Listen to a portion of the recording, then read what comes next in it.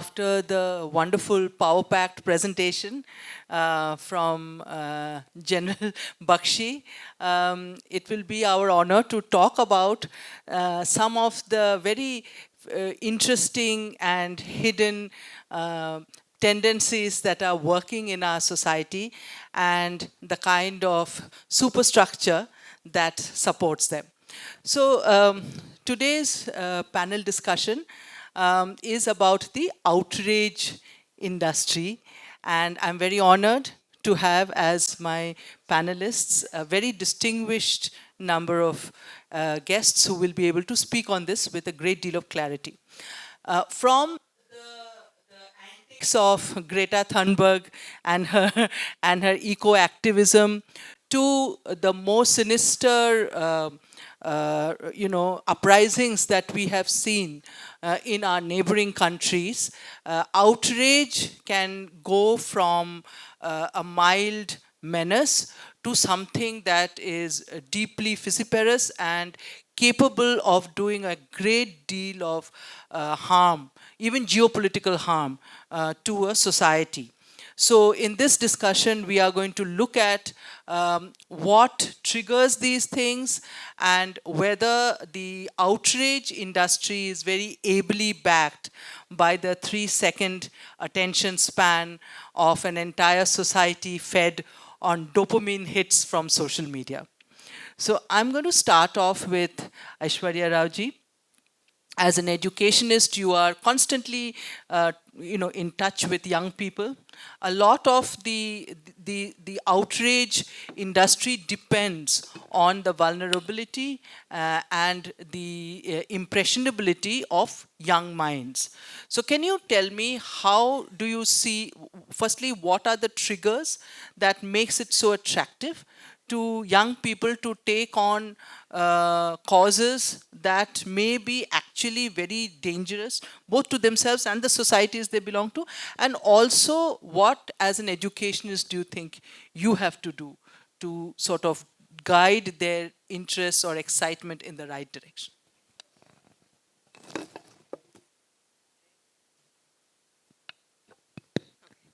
Very good morning to everyone. So I think one of the aspects today that we have in society is that when we keep pressure and we keep things boiling, then it's easy to control people because they're in a state of fear. So this is something that social media does very well. It tells us that the world is constantly at a tipping point, that there is unrest, that you are not safe, and that nothing good is certain.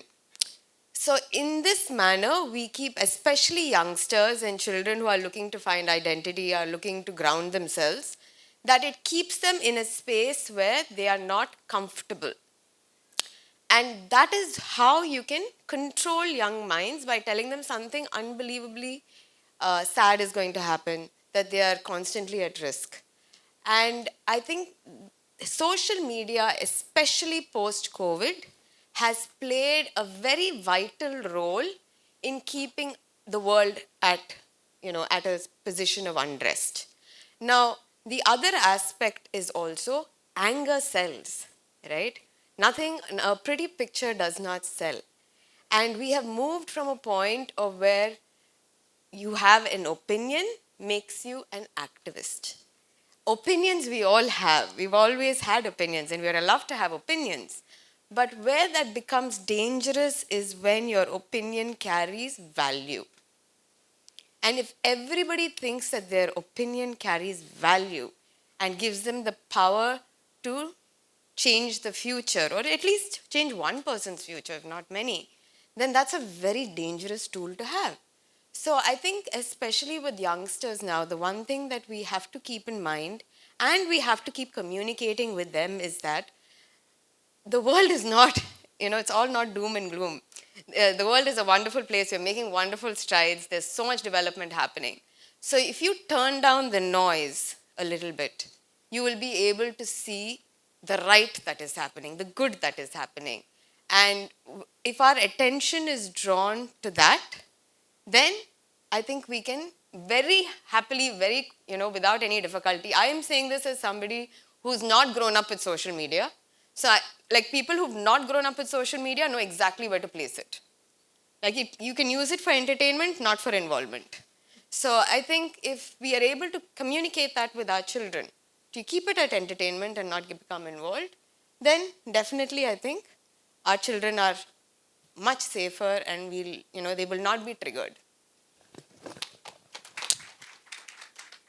That's very well put. I was reading a book by a writer called Rutger Bergman called, Humankind, which is basically exactly what you're talking about, that we are constantly being drip fed this idea that human beings are like awful people, and the world is coming to an end, everything is bad, the environment is going down the drain, our politicians are corrupt and venal, anybody in authority is not to be trusted, and so on. Whereas if we look at history, that is not the case. And the fact that human beings as a species have survived and progressed over thousands and thousands of years flies in the face of that. My next question is to you, Priyamji. What do you think? Because this whole trigger mechanism of social media giving validity to something, some kind of deep-seated anger or some kind of deep-seated mistrust, all negative emotions. I'm having mental health problems. I think the environment is doing really badly. I think the people in power are not listening to what I'm saying. All of it, negative impulses being triggered on social media. How do you think this entire industry of negativity can be handled?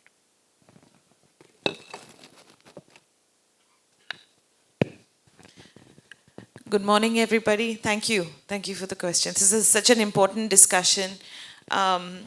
So I will comment on this based on the experiences that I see and deal with at work. And that is that how did the outrage industry become an industry, right? It became an industry. Let's look at political influencers, okay, or voices that are able to destabilize nations, okay. Politicians, political parties, are actually the cause for making these anonymous voices, giving them that power. With power comes money, with money comes numbers, because they are able to feed their opinions in the algorithm, and that kind of repeats over and over and over. It works for political leadership and political parties because they're then in the news all the time, and that triggers more opinions, etc. But once these voices grow big, when they have the numbers on their side, they don't need the money from the politicians anymore. The algorithm and the apps give them the money. So then they're out of control. They go rogue. They start feeling this false sense of authority where they think that they are the voices that not only can comment on political realities, but they will decide how society should operate. They will decide how countries should function. They will decide which countries our country should attack. So this is how the industry sort of becomes this very dangerous circular system.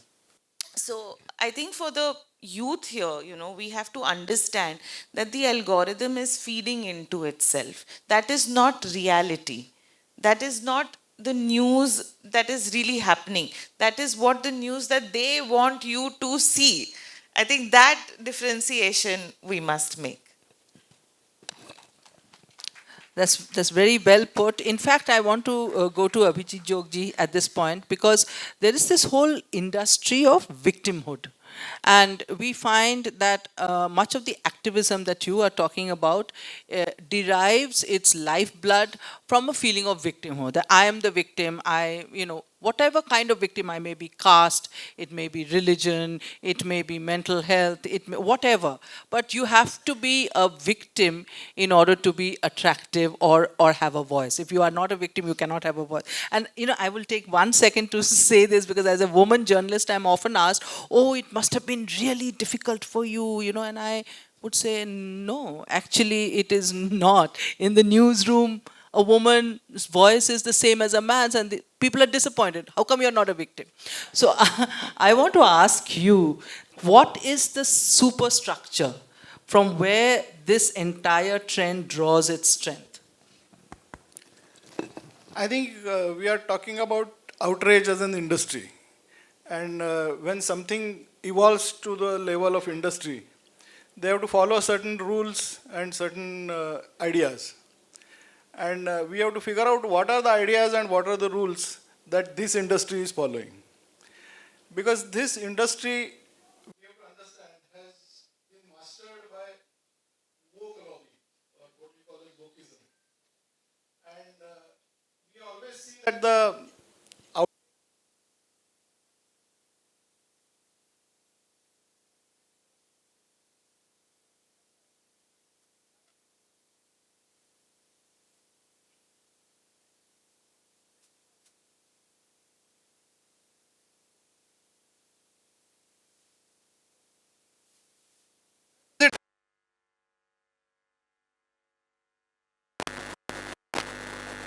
we have so much ability to lie and so much hypocrisy. Basically, to be able to lie so much, you must be able to justify those lies to yourself. That is the first criterion. And to do that, you need a doctrine that removes guilt from lying. And wokeism has achieved exactly that by having a doctrine of critical theory. So what is critical theory? Critical theory is a confluence of three ideologies. First is, of course, Marxism. Second is pansexualism, about which we will not talk just now. And third is postmodernism. So what postmodernism believes is that there is nothing like objective truth or objective reality. So once you agree to that, once you accept that idea that there is nothing like objective truth, it's all subjective. So they say that it is moral relativism.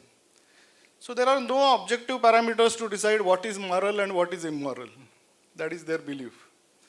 So what they do is they draw a line of morality.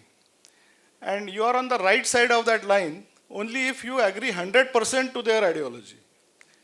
And if you don't do that, then you are on the wrong side of that line. And in that case, you don't remain only an ideological opponent, but you become a bad and evil person. And such a person, then you can do anything to destroy and annihilate such person. It's not only acceptable, but it is desirable. And that is how then lying is nothing. Even they can get away with murder because they have decided that annihilating an evil person is something that I must do. It is a moral act that I am doing. So critical theory is probably the Quran of wokeism. And then there is something which is, we can call it as hadith of wokeism.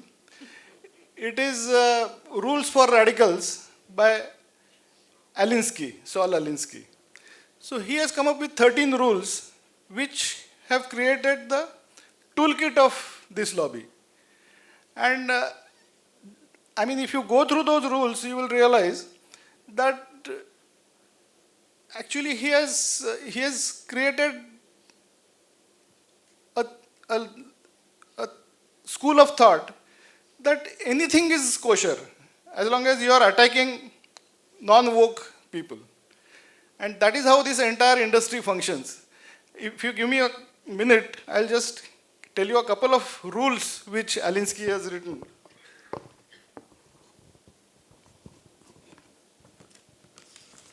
There are 13 rules. Rule number 1 says, power is not only what you have, but what the enemy thinks you have. So this enables them to punch above their weight all the time. You will realize that actually they have no strength, but they punch so much above their weight that people get scared to take them on. So this everything comes from these rules. And not that every woke person has read Saul Alinsky, but their entire indoctrination is so much based on these rules that knowingly or unknowingly they follow these rules. Just one more rule I will tell you, you will immediately be able to connect. Maybe a couple of them more. Ridicule is man's most potent weapon. So you will see all stand-up comedians are all on the side of the woke lobby. Keep pressure on, he says. And the most important one, he says pick a target, freeze it, personalize it, and polarize it. So he says that whether that person deserves to be targeted or not is not important. Because he says that intangible ideas like fascism and things like that people don't understand. So you give it a face. You say that this person, symbolizes fascism. And then attack that person. So exactly what they have done with our beloved Prime Minister, Mr. Modi, is this, that they have personalized Modi as an evil person. And they attack him. And then facts and truth doesn't matter. Because they have already believed that there is nothing like fact and there is nothing like objective reality. Yeah, that's what makes a potential New York mayoral candidate to say he is the last surviving Muslim out of Gujarat. Don't let facts come in the way of a good story. So coming back to you, Aishwarya, what Abhijit was talking about is very, very interesting. This whole structure of wokeness and what it is doing. Can you talk about how education can make some kind of a dent? Because you see, what happens is, and this I see in a lot of young people who I talk to, is that there is an inherent they find it cool to take on people in positions of authority. It's cool. It's cool to say, I'm taking on positions of people in positions of power. And the first people in positions of authority they encounter outside of their homes are the people they encounter in schools and colleges. So how do you, handle that? That these institutions are not your adversaries, for heaven's sake, and you don't have to constantly make yourself the hero victim of your own story. So I think one of the best ways to counter wokeism is to ask the person to define it. I think that is the hardest thing for most people to do, is to define wokeism. Because it's a theory of questions and no answers. So you question everything, answer nothing. And the most difficult aspect of it is there is no second layer of thinking or finer detail. Everything is on the surface. Because on the surface, everything is sand. You can move it around very quickly. But the more you speak to people, you'll find that they get very agitated. I'm not talking only about children. I'm also talking about, a lot of, I think more than children, not so much in India and abroad, I think it's college goers, right? So I think it's, in universities where, you're defining thought and you're trying to figure deeper aspects of yourself or what you're learning. And the purpose of education is to ask questions with the intention of coming to an answer. The purpose of wokeism is to leave you with the question and no answers, right? And so this is where I feel when we are countering it, the only way to counter it is to keep asking them to go into detail. You please define it for me. See, I understand that there is a lot of things in life, we are not at a point where there is clear and concise definition. It does not mean there is no definition, right? We are evolving on definition, perhaps, but there certainly is answer and definition. And one of the ways I find with children and young adults is that we ask them to define. Please give me an explanation. We are in conversation, give me an explanation for your choice, for your thought, for your opinion. And I think everything is possible. Like in our country, thankfully, there is still dialogue, which I'm very grateful for. We're a country that can still dialogue because we're a social country, right? America dialogue is considered offensive, right? Because we're so insular and we're so singular that anybody who comes to you with dialogue, you're immediately, why are you preaching to me or why are you talking to me? But in our country, the beauty of it is that we have dialogue. And as long as we have dialogue, we can solve anything.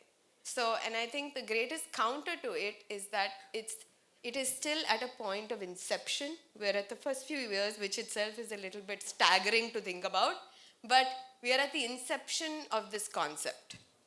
And if we are able to curb it by definition, by clarity of thought, and by extremely precise critical thinking skills and questions, I think we can easily have young adults and children be able to understand themselves and be clear, which is the whole point of growing up, is to have clarity. Yeah, so that's a very important point, because I'm going to go to you right now, because see, the thing is, a lot of the people who wear Che Guevara t-shirts don't know that he was a bloodthirsty maniac. A lot of the people who, a lot of the queers who are shouting Palestine, Palestine, don't know that they'd probably be stoned to death if they were in that part of the geography. So coming to you, there is an entire superstructure who are of adults. This is an established superstructure that magnifies those voices. I'll give you an example. There was a recent story by a very, very well-known foreign news agency about bemoaning the fact that India's Gen Z are not rising up in revolt and anarchy. And why are they not rising up? And this is by a very well-known international news agency. Now, you have structures like these, organizations like these, who are magnifying those voices, right? And making it seem like this is something wrong with our young people because they are not causing anarchy in the country. How is that to be tackled? Thank you. The superstructure, thank you for bringing it up, because this is so important and often overlooked by society, because we don't fully understand it because it operates behind the scenes. I want to give a case study of to better explain this structure. So when farmers' protests had erupted in India, um, we saw that international celebrities voiced outrage. Rihanna had tweeted what is happening in India, and many, Mia Khalifa and all kinds of international popular figures started to voice outrage on social media. Now, we look a little bit, so on investigating, we realized that there was a PR agency that was involved, and these people and their teams were paid millions of dollars for each tweet and each post. Now, now the anchors of the farmers' protests were from Punjab and that part of the country. Now, to instigate um, that, those Indians, we had Canadian poets who write on romance and sexual relationships, having, taking, live video sessions, because now they have the numbers, they have these millions of followers. They started doing live sessions from Canada, and talking about basically instigating more and more people to get involved in protesting. That happened with CAA also. There you go, that happened with CAA also. So this is an industry, and then when you realize who funded that PR agency is when you realize the motives behind the different groups that want to destabilize. So when young people tweet, they don't understand that they are being tracked. They are being tracked by people who want to use them. They are being tracked by governments who want to protect their own nations. each social media interaction leaves an imprint, and you're going to be tracked. I think everybody needs to understand this and be responsible in their communication in social media. And in terms of this super shadow, industry, the last point that I want to make is that in terms of designing outrage, I think there is a way to crack it also, and that is follow the money. Yeah, you wanted to add something to that. Uh, Yeah, actually, what she says is right, that after all, it is all about money. When we are talking about industry, that means there has to be some raw material. Somebody has to pay for that raw material. So finally, everything boils down to money. And where does this money come from? I think we have to figure out, because everything is not happening automatically. People are not just waking up and they're not starting to post and things like that. Outrage is manufactured, as I said, and it is backed by big money. Where does this money come from? That we have to figure out. And I think we have to go back a little. There is something called as regime change operation, which United States specializes in. And earlier, this regime change used to happen with the help of CIA. And it used to be bloody. It used to create bad blood. And the image of United States as a protector of liberalism and democracy used to get damaged. So they changed their strategy sometime in the mid 1980s, and they created something which is called as National Endowment for Democracy. So they said that now what we'll do is there are certain frustrated people in every country. So we will feed them. We will give them awards like Magsaysay Award and things like that. We will finance them, fund them, and we will make them create anarchy in their country. And by promoting anarchy, we will finally achieve our target of regime change. So there are certain regime change experts in United States. So we are talking about Americans' deep state. In the first answer, I talked about cultural Marxism or wokeism. So we have to understand that this is an alliance between two big, powerful forces in the world, American deep state and wokeism or cultural Marxism. And hand in hand, they are trying to destabilize and destroy the countries that they find inconvenient. And that is where this entire manufacturing of outrage is engineered. So first thing to remember is nothing is happening on its own.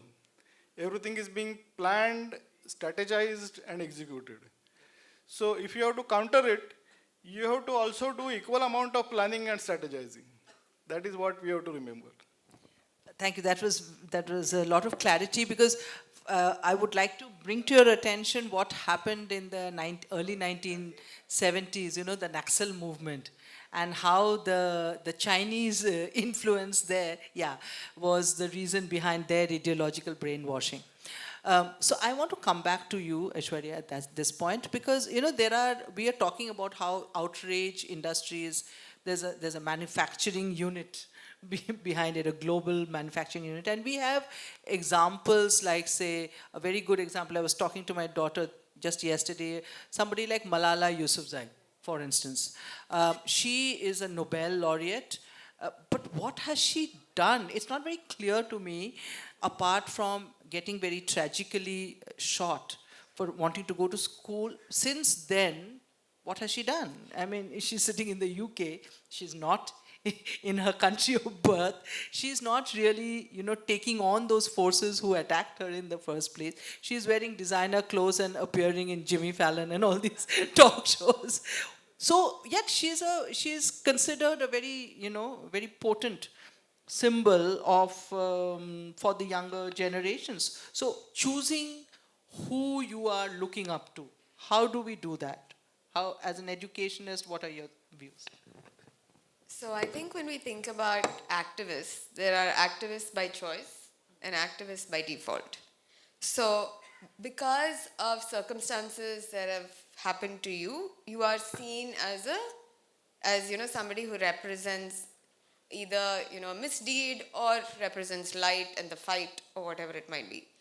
And that is by default because of circumstances that have happened to you. She's a prime example of that. That she was very sadly a victim of the circumstances around her, which like echoed out to people that women were not allowed to get educated and they would rather kill a woman than have her educated, right?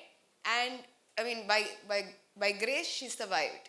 And her entire, I think, idea is the fact that she survived, right?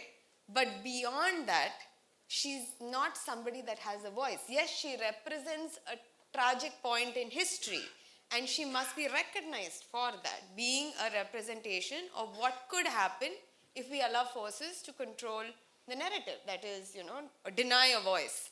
But beyond that, she doesn't really have a voice. So, yes, sir. See, I want to make a distinction between her and another figure called Kim Phuc. Kim Phuc was a little girl. I don't know how many of you remember. There was a very iconic picture by Nick Ut of the Vietnam War of a little girl, a little naked girl whose clothes had been burnt off by the napalm bombing. That little girl was Kim Phuc. All right. Now she was a girl in the picture. She became very famous for being, caught in that horrific situation and the symbol of this horrific war that was happening. But nobody gave her a Nobel.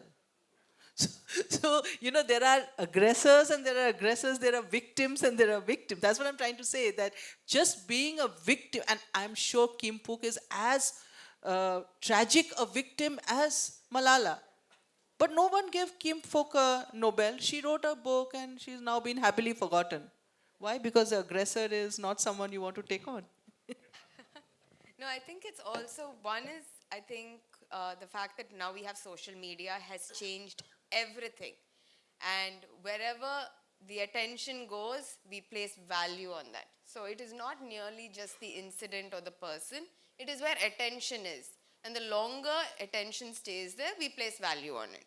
So I think that is one of the reasons why Malala is, and if you see, she has lived a rather a traditional life. Yeah. So she cannot be considered a feminist, or other than the fact that I think her father put her in school and wanted her to get educated, if I'm not mistaken. She has lived a rather traditional life. I think she's now married and, she's settled in the UK, and a very traditional marriage as well. So I think what we choose to see certain aspects and we would like to negate the rest. Whereas if you take now Greta Thunberg, which I think everybody knows, and she's activist by choice. But we no longer know what she's an activist for, because I think it's just, I think it's just become something where I think there's a popular comedian that says, I think we can all agree on one thing, and that Greta is annoying. And, so activism also, I think by choice has become it's a default kind of a narrative. So it's the same narrative, you spin it around for different things. So when I say, when we're looking at activists, it used to be defined by reformer, rebel, somebody who wanted, change. So that's where it stemmed from. It's now just about drawing attention. And that's where, and it stops at that. There's nothing beyond that. Yeah, exactly. That's a very important point, that a lot of activism stems from just drawing attention to a person. That's it. And that attention can be 5 seconds, it can be 5 hours, it can be 5 days, it can be whatever. I'm going to come to you and ask you about Abhijit ji was just talking about the deep state and the shadowy role played by the deep state in harnessing these often misguided people who are, who think they are trying to do some good or raising their voice for something. How dangerous and integrated is it? It is dangerous, it is integrated, as we have seen in Bangladesh, for instance. But the whole idea of young people rising in revolution is very romantic. People think that it is very romantic, but the reality behind that, that it is not necessarily entirely voluntary, that it is not necessarily triggered by altruistic reasons or idealism, all of that, can that narrative be handled or changed? First, before I answer your question, I will go back to my case study because we spoke about Greta. So during the farmers' protest, the PR company that was paid for the tweets of the celebrities, Greta is a partner in that company. And one of the organizations that paid that company for the tweets, a certain Sikh association in Punjab, in which the poetess works, was the payee to that company. So it forms a loop, you just have to go deep enough to understand. So Greta runs an organization. Now we'll come to the deep state. For the deep state to destabilize. So yeah, now let's go to discussing the deep state and the history, like many of us know, but at least for the younger guys here, that any country that is the pole, that wants to be a pole, that is an existing pole of the global order or aspires to be a pole of the global order, just in contemporary history knows that they are entitled to this right to protect. And that right to protect sentiment basically is an explainer for everything they do. So first of all, we need to stop calling the deep state a deep state because it is no longer shadowy. That is what the United States of America as a country wants to do. It is not like certain people in the country want to do. No, the country wants to do it. So America chose, because it was one of the big poles of the world, from the 40s, that it will decide who to protect, when to protect, and against who to protect. So it looks at countries and says, this chap is a bad chap. So bad chap means not going to align with our interests. So now we will protect that nation against this bad chap because we have decided this chap is a bad chap. Now, after the Soviet Union collapsed and, that pole of the world sort of collapsed, now we see the rise of China as another pole of the world. China also uses the same things. So sometimes in India, you don't know where the destabilization is coming from which end. So that's something that, we have to be very conscious of. We aspire to be a third pole. Okay, but the way we operate in nations is very different. It's that Vishwaguru sentiment, So that's how we reach out to the youth of nations, with spirituality and yoga and, it's like, okay, you have a mental problem, India will help you, So, so that is how we think we can influence with our soft power. And that also is never explored before in the world, but I think it has great potential to influence. That's our deep state. Yeah. Would you like to add something to that? What we can do to establish another pole to the duopolarity of the world? I think one point we should remember is that the idea is to destroy the trust and faith of Indian people in its institutions, basically. Let's start with politics. I'm not taking up the case of politicians, but there is something called as alternative politics that is being promoted. So don't trust your politicians. All political parties are useless. And then there is something called as alternative politics, where it is run by so-called activists and NGOs who don't have any skin in the game. They don't have any accountability. Politicians at least have to face the electorate every 5 years. Though they are crooks, but at least they have to show their face to the voters and get their approval, and there is some accountability. These so-called activists have got no accountability.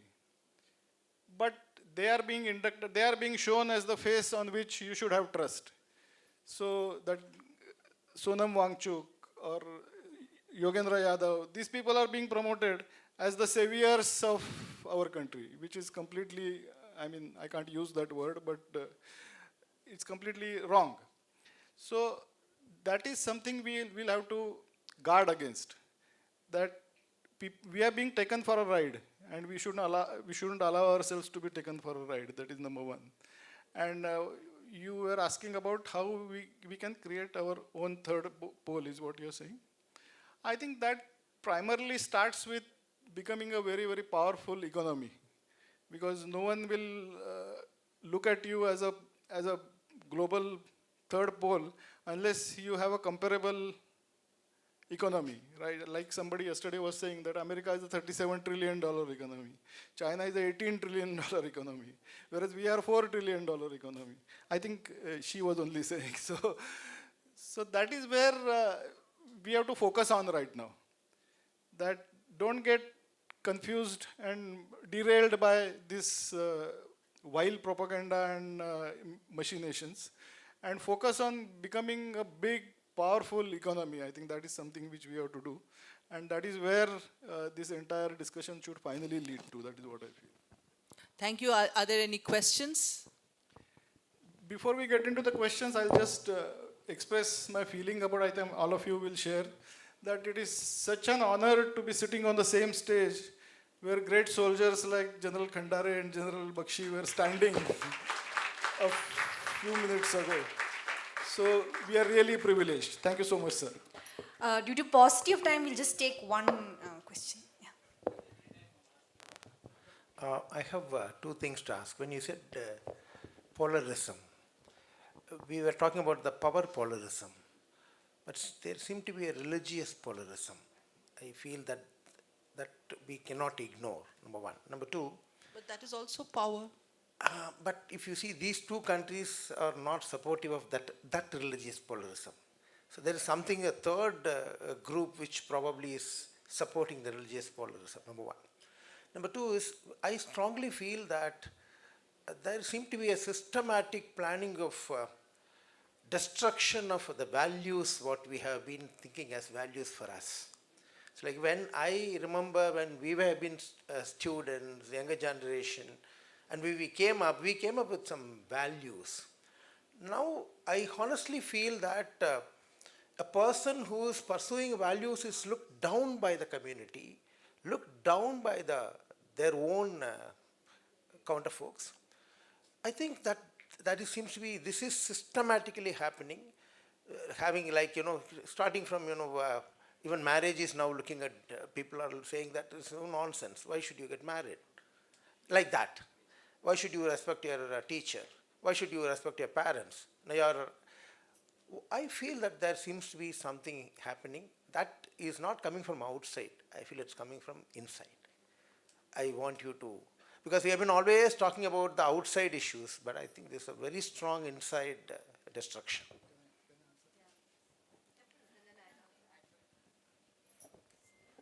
So you can please use this.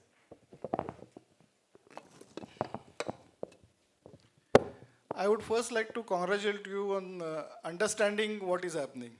That our values are being destroyed, our culture is being destroyed. And for that, we have to understand how Marxism has changed its strategy. Very briefly, I'll tell you, it's a very big subject. But classical Marxism, which was propagated by Karl Marx, Marxism is all about conflict. Divide the society into two parts, and there should be, inflame the conflict between those two parts, and then that should lead to anarchy, violence, and destruction, is the left ideology. So the fault line that they were talking about earlier was economic fault line, that rich versus poor, or capitalists versus workers. When that didn't work, they understood that this is not going to appeal to people all over the world.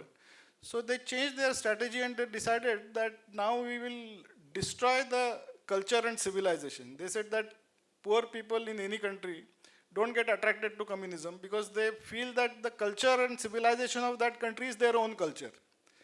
So they said now we must destroy this culture, and as long as we don't destroy this culture, people will not accept communist revolution. And then they started attacking the mainstream culture of their target country. So in the West, the mainstream culture is Christianity. So they have written down in 1930s that we'll empty the churches. And they have achieved that. In the West, churches are practically empty. In India, the mainstream culture is Hindu. So they are attacking Hinduism. And their methodology of doing that is to create questions and doubts in the minds of people about their own culture, about their own values, about their own traditions. And so they will create confusion in your mind. Bhram paida karna hum jisko bolte. So that kind of working they will do. So they will ask you, why should you worship Lord Ram? Because he was a patriarch. He didn't support Mata Sita when somebody charged her of something. So suddenly you have doubts in your mind. So they try to create disaffection about your own culture and about your own traditions in your mind. And that is what you are experiencing.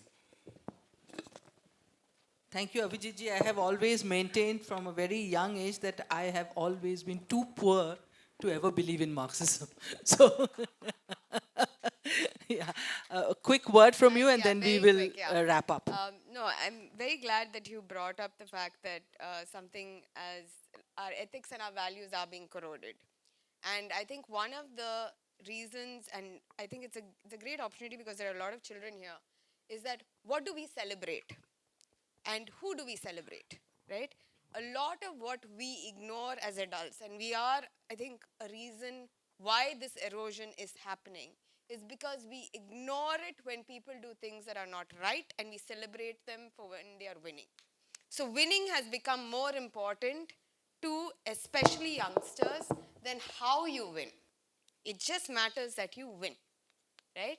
And I think one of the reasons why is we are raising societies that have no consequence.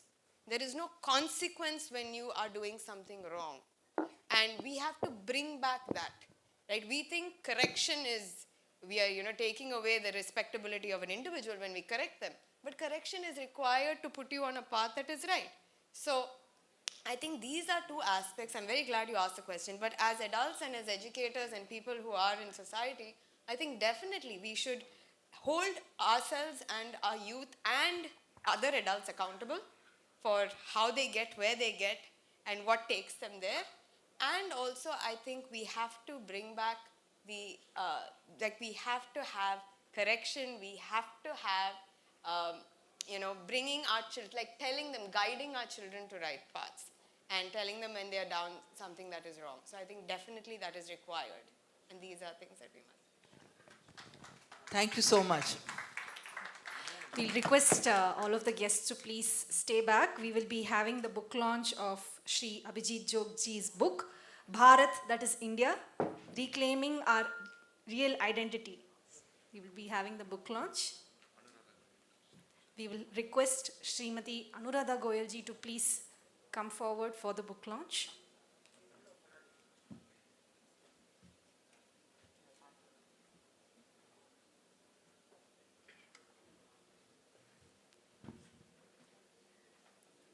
Can we have a nice round of applause?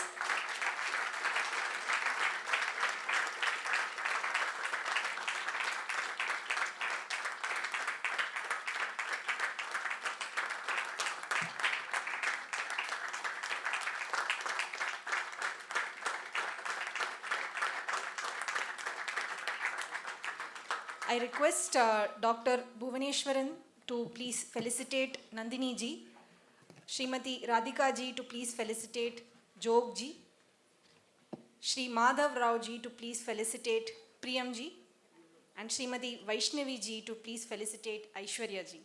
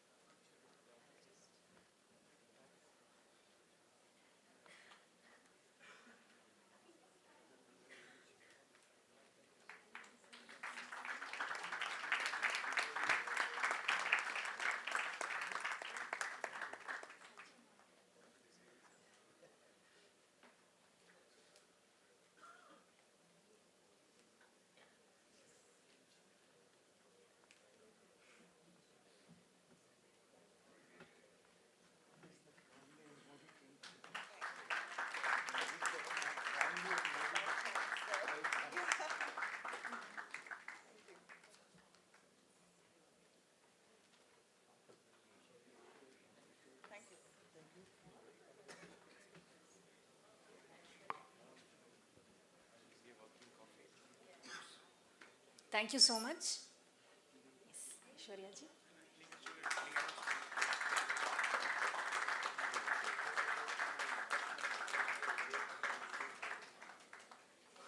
Sincere gratitude to all our guests and speakers. It will be a working coffee. We are trying to keep pace with time. So we will move on to the next session. Also, a couple of announcements. We will just be having around 45 copies of Operation Phoenix available at the stalls. So please do grab your copy. You might also have a chance to get a signed copy. So please do, catch it while you can. Please do also check out some of the books at the Subu bookstall. And yes, we will be moving on into the next session. Please do come